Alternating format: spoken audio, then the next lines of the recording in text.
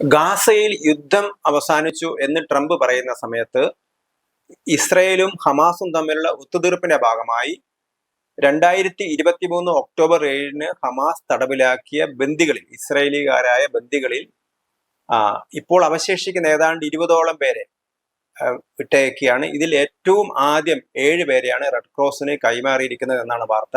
അങ്ങനെ ഇസ്രയേലികാരായ ബന്ദികളെ വിട്ടയച്ചാൽ ഉടൻ തന്നെ 1700ഓളം ഇസ്രയേലി ജയിലിൽ തടവിൽ കഴിയുന്ന പലസ്തീനികളെയും വിട്ടയക്കും എന്നാണ് അറിയുന്നത്.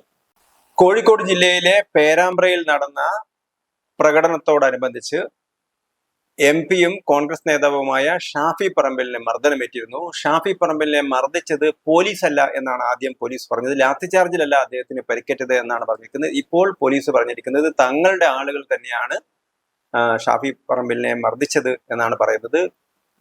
അതായത് ഒരു പ്രതിപക്ഷ MP-യെ, ലോക്സഭയിലെ പ്രതിപക്ഷ MP-യെ, കേരളത്തിലെ പ്രതിപക്ഷത്തിരിക്കുന്ന MP-യെ പോലീസ് മർദ്ദിച്ചിരിക്കുന്നു. ആ മർദ്ദിച്ചത് പോലീസ് തന്നെയാണ്. അതും പോലീസിന്റെ നേതൃത്വത്തിലുള്ള ആളുകൾ അറിയാതെ മർദ്ദിച്ചതാണ് എന്ന ആരോപണവും ഇപ്പോൾ ഉയരുകയാണ്.